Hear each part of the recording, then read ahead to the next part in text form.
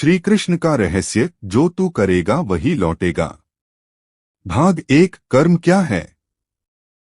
श्री कृष्ण के ज्ञान की पहली सीढ़ी।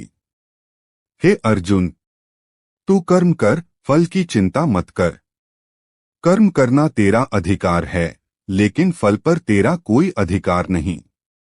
यही है कर्म का पहला और सबसे बड़ा रहस्य। यही है श्री कृष्ण की गीता का सार। प्रस्तावना, जीवन और कर्म का रहस्य।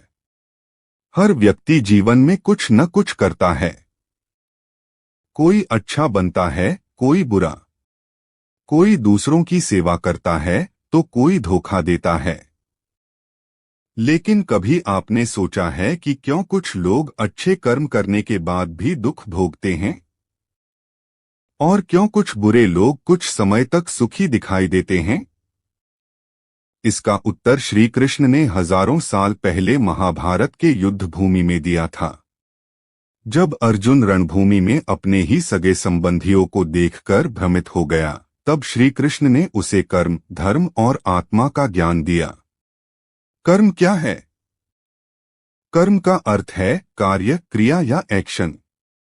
लेकिन श्री कृष्ण के अनुसार कर्म केवल शारीरिक क्रिया नहीं है, यह सोच, भावना और नियत तक को समेटता है।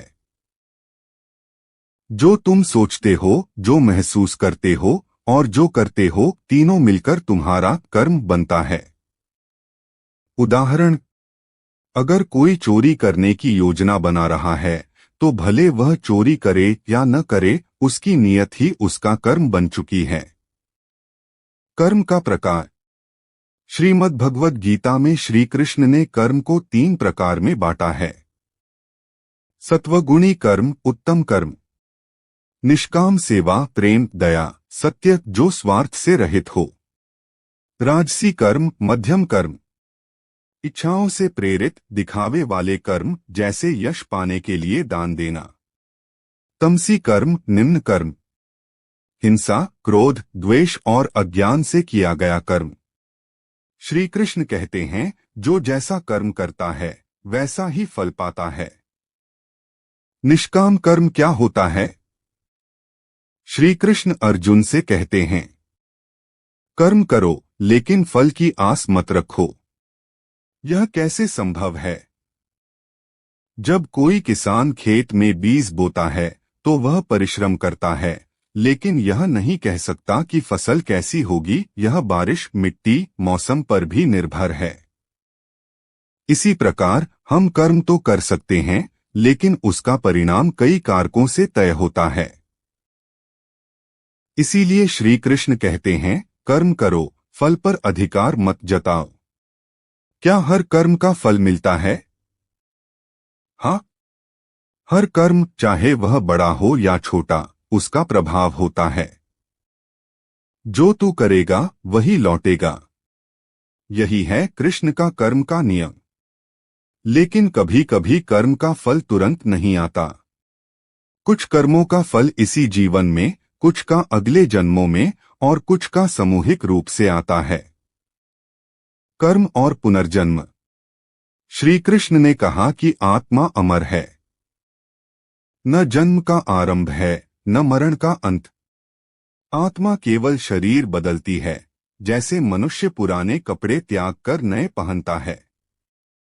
इसलिए हमारे कर्म आत्मा के साथ चलते हैं। यदि किसी जन्म में कोई पाप किया गया है तो उसका फल अगले जन्म में मिल सकता है। इसीलिए कभी कभी अच्छे लोगों को कष्ट मिलता है और बुरे लोग सुख में रहते हैं, क्योंकि कर्मों का हिसाब लंबा चलता है। कर्म के साथ नियत, इंटेंशन क्यों जरूरी है? श्री कृष्ण बार बार कहते हैं, नियत शुद्ध होनी चाहिए। यदि किसी ने किसी की मदद केवल दिखावे के लिए की तो वह पुण्य नहीं कहलाता। और अगर किसी ने अनजाने में किसी का नुकसान कर दिया, लेकिन उसका उद्देश्य बुरा नहीं था, तो उसका पाप भी कम होता है। इसलिए कृष्ण का कर्म सिद्धांत सिर्फ बाहरी क्रिया नहीं देखता, वह आपके दिल और सोच को भी देखता है। क्या भाग्य भी कर्म से जुड़ा है? श्री कृष्ण कहते हैं कि भाग्य पूर्वजन्म के कर्मों का फल है, लेकिन वर्तमान कर्म भविष्य का भाग्य बना सकता है। जो आज तू कर रहा है वही तेरा कल रच रहा है। इसलिए गीता में कहा गया है, उठो जागो और अपने कर्म से अपने भाग्य को बदलो। अंतिम बात, कर्म ही जीवन है। श्री कृष्ण का रहस्य यही है, कर्म। उन्होंने अपने जीवन में हर स्थिति में कर्म किया। बचपन में बाल लीला, युवावस्था में युद्ध नीति और अंत में धर्म की स्थापना। कृष्ण स्वयं भगवान थे, फिर भी उन्होंने जीवन भर कर्म किया। यही सिखाते हैं कि बिना कर्म के मुक्ति नहीं है। भाग 2, श्री कृष्ण और कर्मयोग, निष्काम कर्म का रहस्य। जो कर्म योग में स्थित है वह न ही पाप से बंधता है न पुण्य से घमंड करता है। वह बस करता है क्योंकि करना ही उसका धर्म है। श्रीमद् भगवद गीता। प्रस्तावना। क्या है कर्मयोग? योग शब्द का अर्थ है जुड़ाव, एकता या संतुलन। कर्मयोग का अर्थ है कर्म करते हुए आत्मा को परमात्मा से जोड़ना। श्री कृष्ण ने गीता में अर्जुन को कर्मयोग का उपदेश दिया। ऐसा कर्म करना जिसमें कोई आसक्ति न हो, कोई मोह न हो और फिर भी पूरा समर्पण हो। यह कोई साधारण सिद्धांत नहीं है, यह जीवन की सबसे कठिन साधना है।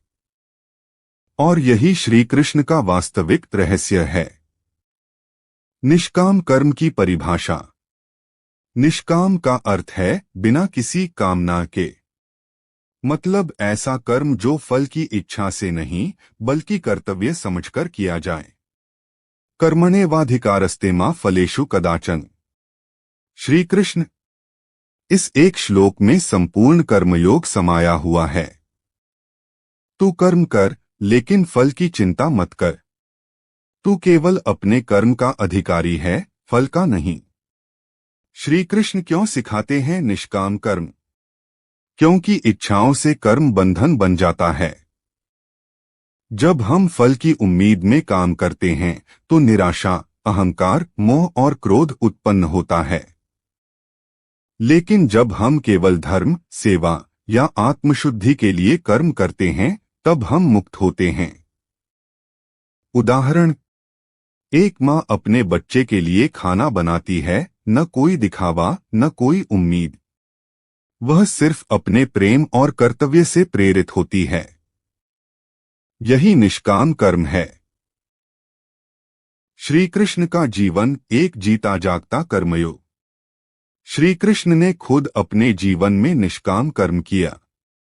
उन्होंने कंस का वध किया, लेकिन किसी व्यक्तिगत बदले की भावना से नहीं, धर्म की रक्षा के लिए। उन्होंने महाभारत का युद्ध करवाया, लेकिन सत्ता के लिए नहीं, सत्य की स्थापना के लिए। वे खुद भगवान थे, लेकिन गौओं के ग्वाले बने, रथ हाँकने वाले सारथी बने, दोस्तों के सेवक बने, केवल इसलिए क्योंकि वह हर समय कर्तव्य और धर्म में स्थित थे। श्री कृष्ण ने कभी कहा नहीं कि मैं भगवान हूँ, उन्होंने केवल कर्म किया। अर्जुन का भ्रम और श्री कृष्ण का उत्तर। महाभारत के युद्ध में जब अर्जुन ने अपने धनुष गांडीव को नीचे रख दिया और लड़ने से मना कर दिया, तब श्री कृष्ण ने कहा, हे अर्जुन, तू युद्ध से क्यों भाग रहा है? तेरा धर्म है युद्ध करना, तू क्यों मोह में पड़ गया है? श्री कृष्ण उसे केवल युद्ध नहीं सिखा रहे थे, उसे कर्मयोग सिखा रहे थे। तू जो कर रहा है वह तेरा धर्म है, इसे कर, लेकिन बिना मोह और इच्छा के। कर्म के साथ भक्ति का संतुलन। श्री कृष्ण केवल कर्म की बात नहीं करते, वे कहते हैं, अपने हर कर्म को मुझे समर्पित कर दो। तब वह कर्म नहीं बंधन बनेगा, बल्कि मुक्ति का मार्ग बन जाएगा। इसलिए गीता में श्री कृष्ण कर्म और भक्ति दोनों को मिलाकर चलने की बात करते हैं। कर्म प्लस भक्ति कर्मयोग। कर्म बिना अहंकार के और भक्ति बिना आलस्य के। क्या निष्काम कर्म से सफलता मिलती है?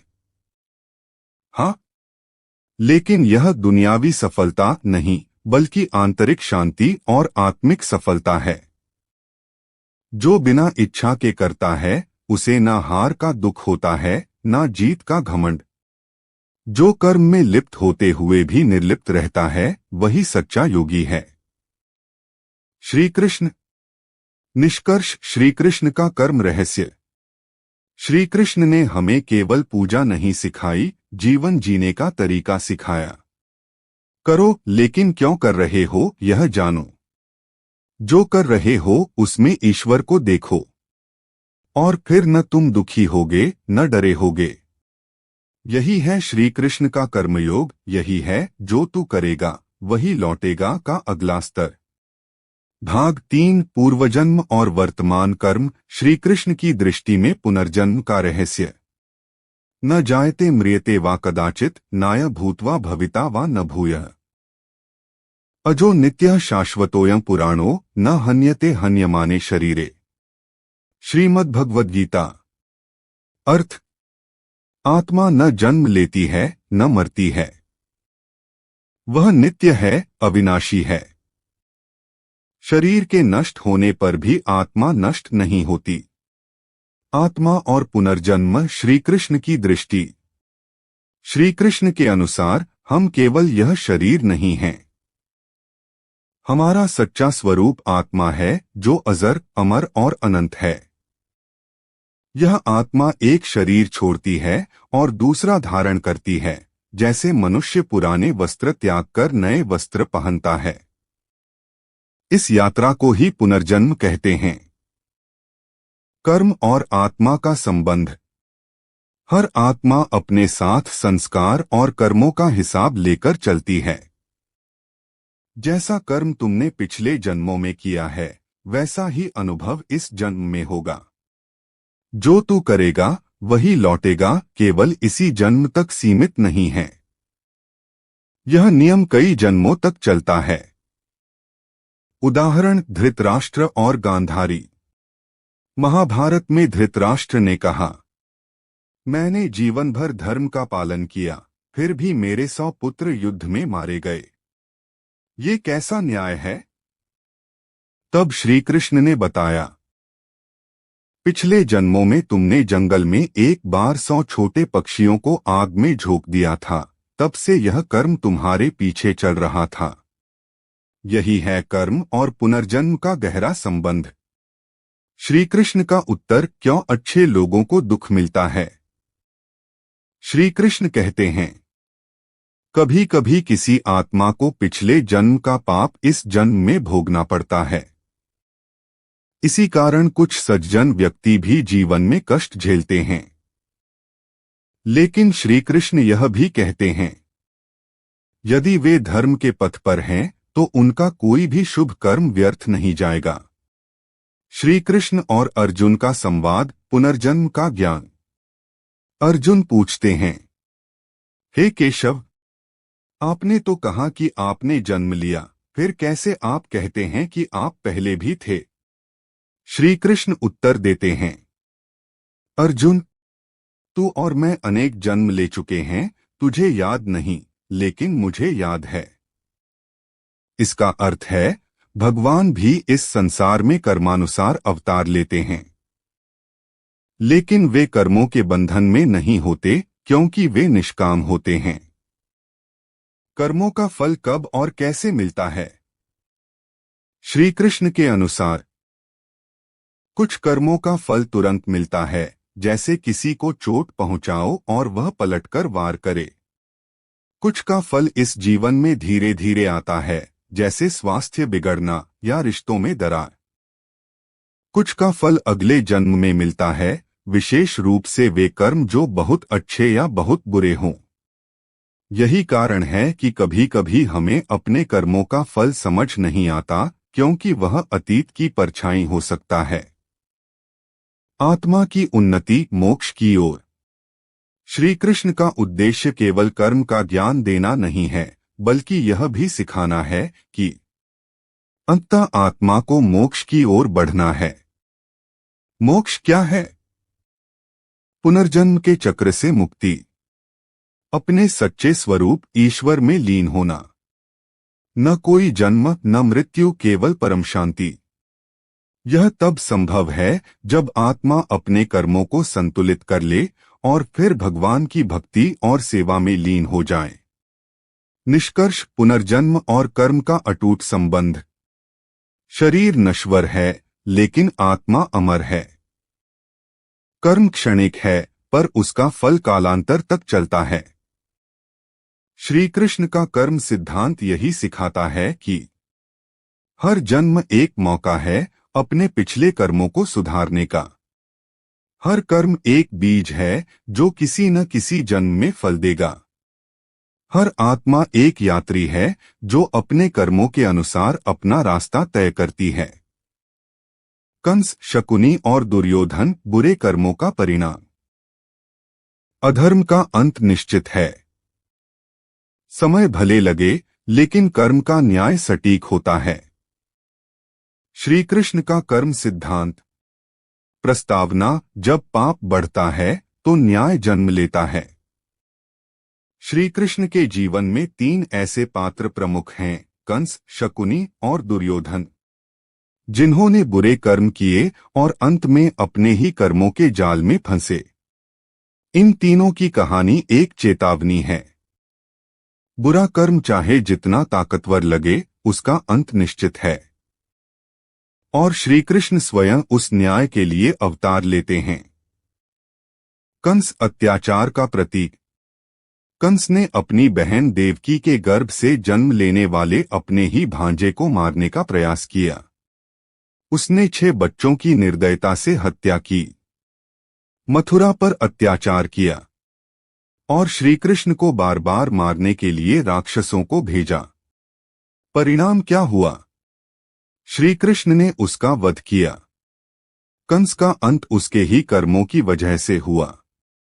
जो तू करेगा वही लौटेगा, कंस का जीवन इस वाक्य का साक्षात उदाहरण है। शकुनी, कपट का राजा। शकुनी गांधारी का भाई, जिसने कौरवों के कान में जहर घोला। उसने जुए की चाल से धर्मराज युधिष्ठिर को हराया। द्रौपदी का अपमान भी उसी की चालों से शुरू हुआ। महाभारत युद्ध की नींव शकुनी के षड्यंत्रों ने रखी। लेकिन अंत क्या हुआ? श्री कृष्ण की योजना से सहदेव ने युद्ध में शकुनी का वध किया। श्री कृष्ण ने कहा था, जो अधर्म के लिए बुद्धि का प्रयोग करता है वह सबसे पहले मारा जाता है। दुर्योधन, अहंकार का अंत। दुर्योधन, जो अपना सब कुछ होते हुए भी दूसरों का हक छीनने पर आमादा था, उसने पांडवों से उनका राज्य छीना, द्रौपदी का अपमान करवाया, श्री कृष्ण की शांति प्रस्ताव को ठुकराया, पूरी सभा में खड़े होकर ईश्वर से टकराने का दुस्साहस किया। परिणाम, श्री कृष्ण की रणनीति में भीम ने उसका गदा युद्ध में अंत कर दिया। उसकी मृत्यु के समय दुर्योधन अकेला, घायल और पछताया हुआ पड़ा था। यही होता है जब अहंकार धर्म से ऊपर हो जाता है। श्री कृष्ण की भूमिका, न्याय के प्रवर्तक। इन तीनों पात्रों के पतन में श्री कृष्ण ने कोई युद्ध नहीं लड़ा, लेकिन उन्होंने हर बार धर्म की स्थापना के लिए योजना बनाई। कभी अर्जुन के सारथी बने, कभी भीम को गदा युद्ध की युक्ति बताई, कभी चुप रहकर समय का इंतजार किया। क्यों? क्योंकि कृष्ण जानते थे, बुरे कर्मों का परिणाम तब आता है जब समय परिपक्व हो। क्या बुरे कर्मों से बचा जा सकता है? हाँ। श्री कृष्ण बार बार कहते हैं कि पश्चाताप, प्रायश्चित और भक्ति से कर्म की दिशा बदली जा सकती है।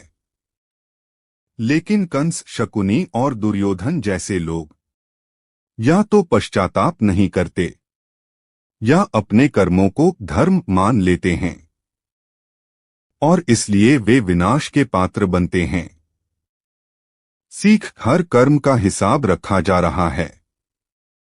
किसी भी कार्य को करते समय यह मत भूलो कि कोई देख रहा है और वह भगवान है। कंस का क्रूरता, शकुनी का धोखा, दुर्योधन का घमंड, तीनों को समय ने नहीं छोड़ा और श्री कृष्ण ने यह दिखाया कि अधर्म चाहे जितना लंबा चले, अंत में धर्म ही जीतता है। निष्कर्ष, पाप से बचो, पुण्य में चलो। श्री कृष्ण की गीता, उनका जीवन और उनका निर्णय तीनों हमें ये सिखाते हैं। जो तू करेगा वही लौटेगा, तेरा कर्म तेरा भाग्य लिखेगा। इसलिए धर्म की राह पर चलो, क्योंकि यही शांति की ओर ले जाएगी। भाग 5, अर्जुन का संशय और श्री कृष्ण की शिक्षा, जीवन में धर्म का चुनाव कैसे करें। पार्थ, न त्वयि उपपद्यते क्षुद्रं हृदय दौर्बल्यं त्यक्त्वोत्तिष्ठ परंतप। श्री कृष्ण का अर्जुन से संवाद। भावार्थ, हे अर्जुन, तुझ पर यह कायरता शोभा नहीं देती। यह तुच्छ हृदय की दुर्बलता है, इसे त्याग और उठ खड़ा हो। प्रस्तावना, जब वीर हताश होता है। महाभारत के युद्ध में जब सब तैयार थे, तो पांडवों के सबसे शक्तिशाली योद्धा अर्जुन ने युद्ध से मुंह मोड़ लिया। अपने सगे संबंधियों, गुरुजनों और प्रियजनों को सामने खड़ा देखकर अर्जुन का हृदय द्रवित हो गया। उसने श्री कृष्ण से कहा, हे माधव, मैं युद्ध नहीं करूंगा। मेरे हाथ कांप रहे हैं, मेरा मन विचलित है। यह जीवन की उस स्थिति का प्रतीक है जब कोई व्यक्ति धर्म और मोह के बीच उलझ जाए। अर्जुन का मानसिक द्वंद्व। अर्जुन का संशय कोई साधारण भ्रम नहीं था। वह धर्म, नीति, करुणा और दायित्व के बीच फंस गया था। उसने प्रश्न किया, क्या अपने गुरु, पितामह, भाई बांधवों को मारना उचित है? क्या राज्य के लिए रक्तपात करना सही है? क्या युद्ध ही धर्म है? यही वह क्षण था जब श्री कृष्ण ने गीता का उपदेश दिया। श्री कृष्ण की शिक्षा, धर्म क्या है? श्री कृष्ण ने कहा, धर्म वह है जो आत्मा को ऊपर उठाए। अधर्म वह है जो मोह और संदेह में डाल दे। अर्जुन का धर्म था अधर्म के खिलाफ खड़ा होना, भले ही उसके सामने अपने ही क्यों न हो। श्री कृष्ण ने स्पष्ट कहा, तू युद्ध कर, क्योंकि यह धर्म का युद्ध है। मोह और कर्तव्य में अंतर। श्री कृष्ण ने अर्जुन से कहा, तू जिनको मारने से डर रहा है, वे शरीर हैं, आत्मा नहीं। आत्मा न पैदा होती है, न मरती है। इसलिए तू केवल अपने कर्तव्य का पालन कर। जीवन में कई बार हम रिश्तों, भावनाओं और डर की वजह से अपना धर्म भूल जाते हैं। श्री कृष्ण सिखाते हैं कि धर्म वह है जो समय के अनुसार सत्य और न्याय का साथ दे। धर्म का चुनाव कैसे करें? स्वधर्म का पालन करें, अपना कर्तव्य समझें, दूसरों की नकल न करें। फल की चिंता न करें, निष्काम होकर कर्म करें। आत्मा को केंद्र में रखें, शरीर और मन से ऊपर उठें। ईश्वर की शरण में रहें, जब संशय हो श्री कृष्ण को मार्गदर्शक बनाएं। अर्जुन का रूपांतरण। जब श्री कृष्ण ने गीता का ज्ञान दिया, तब अर्जुन ने कहा, नष्टो मोह स्मृतिर्लब्धा करिष्ये वचनं तव। मेरा मोह समाप्त हो गया है, मुझे स्मृति प्राप्त हो गई है। अब मैं आपके कहे अनुसार करूंगा। यह वह क्षण था जब संशय से धर्म की ओर यात्रा पूरी हुई। अर्जुन फिर कभी नहीं डगमगाया, क्योंकि उसके पास श्री कृष्ण का ज्ञान और विश्वास था। निष्कर्ष, जब मन डगमगाए, श्री कृष्ण को पुकारो। जीवन में कई बार ऐसे मोड़ आते हैं जहां सही गलत का निर्णय कठिन लगता है। तब तुम्हें चाहिए एक मार्गदर्शक, और वह श्री कृष्ण हो सकते हैं। जब धर्म और अधर्म की रेखा धुंधली हो, जब रिश्ते कर्तव्य के रास्ते में आएं, जब मन मोह में फंसे, तब श्री कृष्ण की गीता जीवन को दिशा देती है। भाग 6 कर्मफल और समय फल की प्रतीक्षा क्यों करनी पड़ती है। कर्म करो, फल अपने समय पर मिलेगा। जैसे बीज बोने के बाद वृक्ष समय लेकर फल देता है। श्री कृष्ण। प्रस्तावना। इंतजार क्यों? हम में से हर कोई यही चाहता है। मैंने मेहनत की है, अब तुरंत परिणाम मिलना चाहिए। लेकिन श्री कृष्ण की गीता एक और ही रहस्य सिखाती है। तू कर्म कर, फल की चिंता मत कर। समय पर विधि के अनुसार तुझे वही लौटेगा जो तूने बोया है। पर समय क्यों लगता है? क्या ईश्वर देर करते हैं? कर्म और समय का संबंध। श्री कृष्ण बताते हैं कि कर्म का फल उसी क्षण तय हो जाता है जब वह कर्म होता है, लेकिन उसका प्रकट होना समय के अधीन होता है। उदाहरण। जैसे किसान बीज बोता है, उसे फल पाने में महीनों लगते हैं। वैसे ही कर्म भी बीज है जिसका फल आने में समय और परिस्थिति चाहिए। इसीलिए श्री कृष्ण कहते हैं, सब्र और विश्वास के साथ कर्म कर। समय देरी क्यों करता है? परीक्षा के लिए। क्या तू फल न मिलने पर भी धर्म पर टिका रहेगा? वातावरण के निर्माण के लिए। कभी फल देने के लिए सही परिस्थिति बनानी पड़ती है। पिछले कर्मों के बैलेंस के लिए। कुछ कर्मों का फल तुरंत नहीं मिल सकता क्योंकि पहले के कर्मों का असर चल रहा होता है। अहंकार को तोड़ने के लिए, ताकि इंसान फल मिलने पर खुद को भगवान न समझ बैठे। श्री कृष्ण का उदाहरण स्वयं फल से दूर।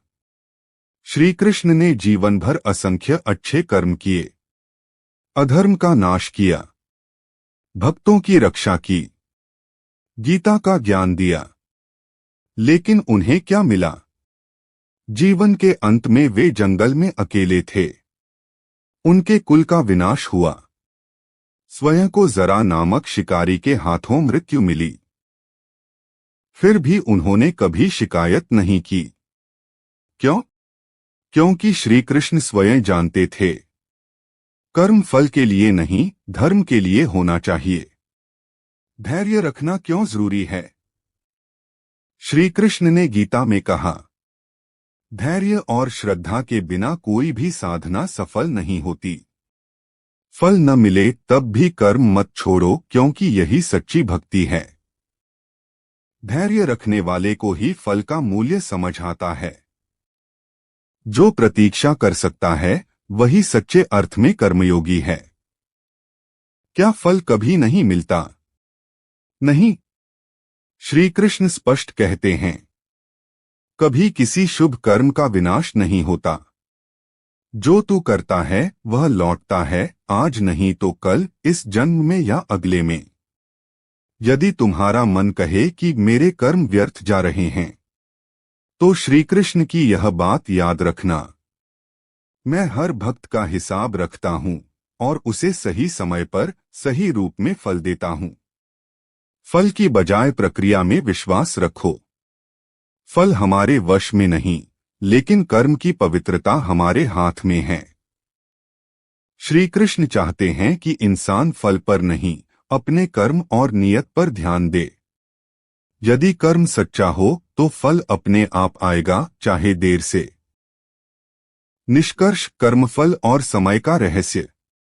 जो तू करेगा वही लौटेगा, लेकिन कब, कैसे और किस रूप में लौटेगा, यह समय और ईश्वर तय करते हैं। इसलिए कर्म करते रहो, धैर्य रखो, फल की जगह धर्म पर ध्यान दो और ईश्वर में विश्वास रखो। यही है श्री कृष्ण का कर्म सिद्धांत। भाग 7 धर्म अधर्म और श्री कृष्ण का न्याय, कौन सही और कौन गलत। यदा यदा हि धर्मस्य ग्लानिर्भवति भारत, अभ्युत्थानमधर्मस्य तदात्मानं सृजाम्यहम्। श्रीमद्भगवद गीता 4.7। अर्थ।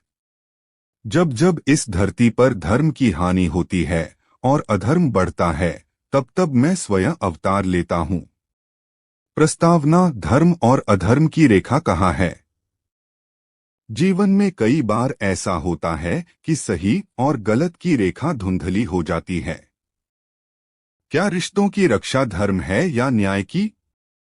क्या क्षमा करना धर्म है या अन्याय को चुनौती देना? क्या चुप रहना धर्म है या आवाज उठाना? श्री कृष्ण इस भ्रम को तोड़ते हैं। वे स्पष्ट करते हैं कि धर्म क्या है और अधर्म क्या। धर्म की परिभाषा श्री कृष्ण की दृष्टि से धर्म का अर्थ केवल पूजा, व्रत या अनुष्ठान नहीं है। श्री कृष्ण कहते हैं, धर्म वह है जो सत्य के पक्ष में खड़ा हो, जो समाज और आत्मा दोनों का कल्याण करे, जो मोह से नहीं विवेक से प्रेरित हो। अधर्म क्या है? झूठ, छल, हिंसा, ये सब अधर्म हैं। लेकिन उससे भी बड़ा अधर्म है धर्म के नाम पर चुप रहना। जब अधर्मी अत्याचार करे और सज्जन चुप रहे तो वह भी अधर्म में शामिल हो जाता है। श्री कृष्ण बार बार कहते हैं, जो धर्म के पक्ष में खड़ा नहीं होता वह अधर्म को ताकत देता है। श्री कृष्ण का न्याय नीति के पार, धर्म के आधार पर। श्री कृष्ण ने जीवन भर कई बार ऐसे निर्णय लिए जो नीति के विरुद्ध दिखे, लेकिन वे हर बार धर्म के पक्ष में थे। उदाहरण: भीष्म और द्रोणाचार्य की मृत्यु। नियमों को तोड़ा गया, लेकिन वे अधर्मी पक्ष के साथ खड़े थे। कर्ण के साथ छल।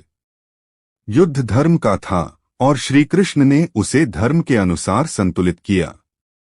शांति प्रस्ताव अस्वीकार होने पर युद्ध। श्री कृष्ण ने पहले हर प्रयास किया, लेकिन जब अधर्म ने कोई रास्ता न छोड़ा तो युद्ध आवश्यक हो गया। धर्म का चुनाव करना कठिन क्यों होता है? क्योंकि उसमें त्याग होता है। क्योंकि धर्म अक्सर मोह, रिश्ते और स्वार्थ के विरुद्ध जाता है। क्योंकि अधर्म मिठास और तात्कालिक सुख में लिपटा होता है। लेकिन श्री कृष्ण कहते हैं, जो कठिन हो वही अक्सर धर्म होता है। अर्जुन और धर्म का मार्ग। जब अर्जुन ने युद्ध से मुंह मोड़ लिया तो वह धर्म से भटक रहा था, क्योंकि उसका मोह गुरु, भाई, पितामह उसे विचलित कर रहा था। श्री कृष्ण ने उसे धर्म की गहराई समझाई और कहा, धर्म की रक्षा के लिए तू युद्ध कर, यह तेरा कर्तव्य है। श्री कृष्ण के न्याय की विशेषता। वे तटस्थ नहीं थे, वे सत्य के पक्षधर थे। वे भावनाओं से नहीं, विवेक से निर्णय लेते थे। उनका धर्म न्यायमूलक था, करुणा के साथ कठोरता का संतुलन। वे केवल भगवान नहीं, एक न्यायप्रिय मार्गदर्शक थे। निष्कर्ष: धर्म को पहचानो, अधर्म से डरो नहीं। कभी भी धर्म का चुनाव भावनाओं से मत करो, विवेक से करो। और यदि श्री कृष्ण तुम्हारे साथ हैं तो धर्म के रास्ते पर डरने की जरूरत नहीं है। धर्म वही है जो सही हो, भले अकेला क्यों न हो, जो न्याय दे, भले कठिन हो, जो आत्मा को शुद्ध करे, भले संसार को न भाए। भाग 8: कृष्ण की माया और कर्म में लिप्त जीवन, कैसे समझे संसार और सत्य का भेद। दैवी ह्येषा गुणमयी मम माया दुरत्यया मामेव ये प्रपद्यन्ते मायामेता तरन्ति ते। श्रीमद्भगवद्गीता। अर्थ: मेरी यह माया त्रिगुणात्मक है, सत्व, रज और तम से बनी हुई। यह बड़ी कठिन है, पर जो मेरी शरण में आता है वही इसे पार कर सकता है। प्रस्तावना: जीवन सत्य है या भ्रम? हम जो कुछ देख रहे हैं, रिश्ते, संपत्ति, सफलता, असफलता, सुख दुख, मान अपमान, क्या ये सब वास्तविक हैं या केवल एक माया? श्री कृष्ण कहते हैं, यह संसार एक मोहजाल है, माया है। जो इसमें फंस गया वह सत्य से दूर हो गया, और जो इसे समझ गया वह मोक्ष के मार्ग पर है। माया क्या है? माया का अर्थ है वह जो दिखती है पर वास्तव में नहीं है। यह एक आभासी संसार है जो आत्मा को बांधता है, शरीर, भावनाएं, इच्छाएं, लोभ, मोह आदि के जरिए। जिसे हम मैं और मेरा कहते हैं वही माया है। श्री कृष्ण की दृष्टि से संसार। श्री कृष्ण ने अर्जुन से कहा, अर्जुन, यह सारा संसार मेरे द्वारा रचा गया है, लेकिन मैं इससे जुड़ा नहीं हूं। जैसे कमल का फूल पानी में रहता है पर भीगता नहीं, वैसे ही जीवन जियो। यह सिखाता है कि हम संसार में रहकर भी निर्लिप्त रह सकते हैं। कर्म में लिप्त जीवन, माया में फंसने का खतरा। जब कोई व्यक्ति कर्म करता है और उसमें अहंकार आ जाता है, स्वार्थ जुड़ जाता है, फल की अपेक्षा जुड़ जाती है, तब वह माया में फंस जाता है। कर्म में फंसना माया है। कर्म करते हुए भी निर्लिप्त रहना योग है। श्री कृष्ण स्वयं माया के पार। श्री कृष्ण स्वयं इस माया को रचते हैं, फिर भी उससे अछूते रहते हैं। वे युद्ध भूमि में खड़े हैं, लेकिन स्वयं किसी भी पक्ष से नहीं बंधे।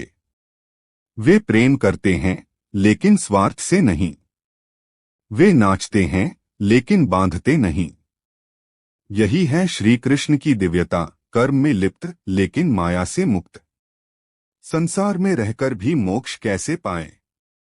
1. कर्तव्य करो, लेकिन खुद को उससे जोड़ो मत। 2. प्रेम करो, लेकिन अपेक्षा के बिना। 3. भोग करो, लेकिन अंधभोग नहीं। 4. धन कमाओ, लेकिन धर्म के साथ। 5. माया में रहो, लेकिन श्री कृष्ण को याद रखो। तब तुम संसार में रहकर भी मुक्त रहोगे। श्री कृष्ण की चेतावनी। जो मेरी माया को नहीं समझते वे मुझसे दूर हो जाते हैं, और जो माया को पहचान लेते हैं वे मेरे सच्चे भक्त बनते हैं। इसलिए श्री कृष्ण कहते हैं, मुझे जानो, फिर यह संसार तुम्हें बांध नहीं पाएगा। निष्कर्ष, माया और सत्य का भेद।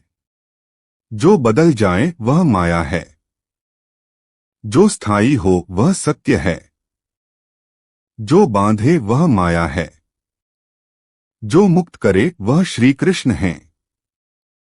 इसलिए श्री कृष्ण का संदेश है, इस संसार में रहो पर उससे ऊपर उठो। कर्म करो पर खुद को उससे मत बांधो, और तब तुम मेरे हो जाओगे, माया से मुक्त होकर। भाग 9। कर्म के साथ भक्ति। केवल कर्म पर्याप्त क्यों नहीं है? सर्वधर्मान् परित्यज्य मामेकं शरणं व्रज, अहं त्वा सर्वपापेभ्यो मोक्षयिष्यामि मा शुचः। श्रीमद्भगवद्गीता। भावार्थ, सब धर्मों को त्याग कर मेरी शरण में आओ, मैं तुम्हें सभी पापों से मुक्त करूंगा, शोक मत करो। प्रस्तावना। कर्मकर्ता या भक्त। बहुत लोग पूछते हैं, मैं परिश्रम करता हूँ, ईमानदार हूँ, क्या इतना ही मोक्ष के लिए काफी नहीं? श्री कृष्ण कहते हैं, कर्म अनिवार्य है, पर कर्म ही सर्वोच्च नहीं। कर्म देह को शुद्ध करता है, भक्ति आत्मा को जगाती है। कर्म का परिमित स्वरूप। शारीरिक श्रम, सेवा, युद्ध। मानसिक योजना, विचार, संकल्प। भावनात्मक, करुणा, क्रोध, द्वेष। ये तीनों कर्म माया के अंतर्गत आते हैं। फल भी माया में ही मिलता है, सुख दुख, यश अपयश। परंतु मोक्ष माया के पार है, इसलिए कर्म के साथ साथ भक्ति आवश्यक है। भक्ति क्यों? श्री कृष्ण का दृष्टिकोण। मध्ये जोगमावस्थितः विष्णुरायते, अर्थात जब मन भगवान में रमता है तभी कर्म निर्लेप होता है। कर्म बिना भक्ति फल की आकांक्षा, अहंकार का संचय। भक्ति बिना कर्म आलस्य, भावुकता में फंसा मन। कृष्ण स्मीकरण। कर्म भक्ति कर्मयोग। जहां का अर्थ कर्म को ईश्वराभिमुख करना है। गोपियों का उदाहरण शुद्ध प्रेम और निष्काम कर्म। कर्म दूध दुहना, माखन मथना, गृह कार्य। भक्ति हर क्षण कृष्ण स्मरण। गोपिकाएं कर्म करते करते कृष्ण में लीन रहीं, उनका कर्म बंधन नहीं, भजन बन गया। अर्जुन के रथ पर कर्म प्लस भक्ति का जीवंत दृश्य। कर्म धनुष उठाकर धर्मयुद्ध। भक्ति रथ पर श्री कृष्ण सारथी, हर तीर पहले उन्हें अर्पित। अर्जुन जीतता है पर अहंकार नहीं उगता, क्योंकि वह कहता है यह आपकी कृपा है केशव। भक्ति कैसे जोड़े? 5 सरल चरण। संकल्प आराधना। दिन का हर कर्म आरंभ करते समय कहें हे कृष्ण यह आपको अर्पित। स्मरण साधना। काम के बीच छोटा सा मंत्र कृष्ण कृष्ण मन ही मन दोहराए। प्रसाद भाव।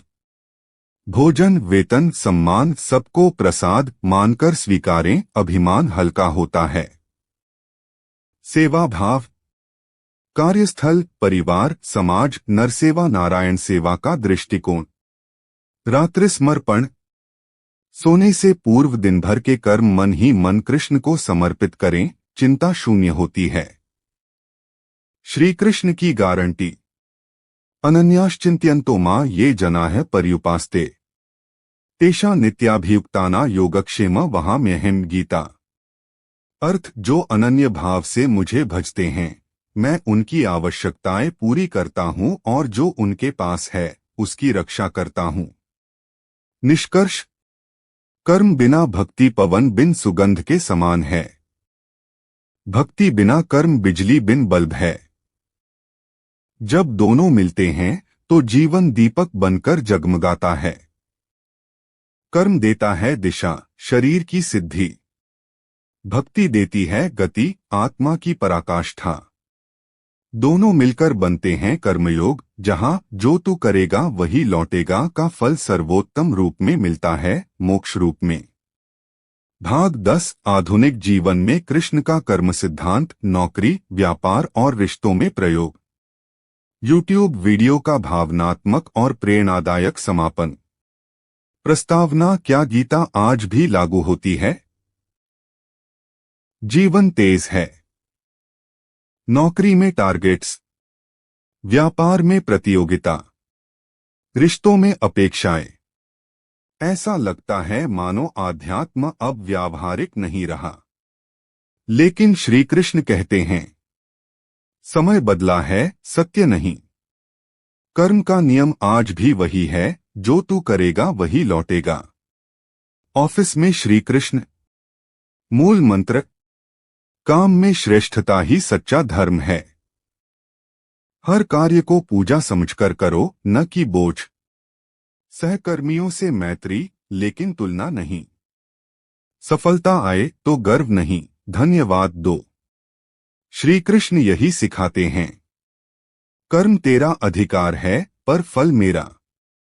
तू कर्म कर, मैं परिणाम दूंगा। व्यापार में श्री कृष्ण। मूल मंत्र। धर्मपूर्वक व्यापार लाभ से अधिक यश देता है। झूठ बोलकर नहीं, सच्चाई से विश्वास अर्जित करो। ग्राहक को नारायण समझो, सेवा की दृष्टि लाओ। घाटा भी अगर धर्मपूर्वक हुआ तो अगले जन्म में उसका ब्याज लौटेगा। अर्जुन युद्ध के लिए खड़ा था और श्री कृष्ण सारथी थे। तुम व्यापार करो पर रथ के सामने कृष्ण को बैठाओ। रिश्तों में श्री कृष्ण। मूल मंत्र। प्रेम दो, अपेक्षा नहीं। सेवा करो, स्वार्थ नहीं। घर में राधा का भाव, जिसमें प्रेम निःस्वार्थ हो। मित्रता में सुदामा का आदर्श, जिसमें अपनापन हो। दाम्पत्य में शिव पार्वती जैसा संतुलन, जहां संवाद हो, द्वंद्व नहीं। श्री कृष्ण की सबसे बड़ी शिक्षा यही है। रिश्तों को माया मत बनाओ, उन्हें मोक्ष का साधन बनाओ। जीवन की गाड़ी ड्राइवर श्री कृष्ण हो। तुम जीवन रूपी रथ पर बैठो। कर्म का पहिया घुमाओ, लेकिन दिशा का नियंत्रण श्री कृष्ण को दो। फिर चाहे रास्ता कठिन हो या धुंधला, गंतव्य सदैव सही होगा। श्री कृष्ण ने सिखाया, जीवन एक युद्ध है, लेकिन यह बाहरी नहीं, अंदर का है। तुम्हारा शत्रु कोई और नहीं, तुम्हारा मोह, लोभ, अहंकार है। और तुम्हारा साथी कोई और नहीं, खुद श्री कृष्ण हैं। जो तू करेगा वही लौटेगा। यह न केवल कर्म का सिद्धांत है, बल्कि आत्मा को आत्मा से जोड़ने वाला एक सेतु है। अपने हर कर्म को पूज्य बनाते हैं, हर रिश्ते को पवित्र और हर सांस को श्री कृष्ण को समर्पित। जय श्री कृष्ण। हरि ओम तत्सत। धन्यवाद। हमारी वीडियो को लाइक और चैनल को सब्सक्राइब नहीं किया तो जरूर कर लीजिए।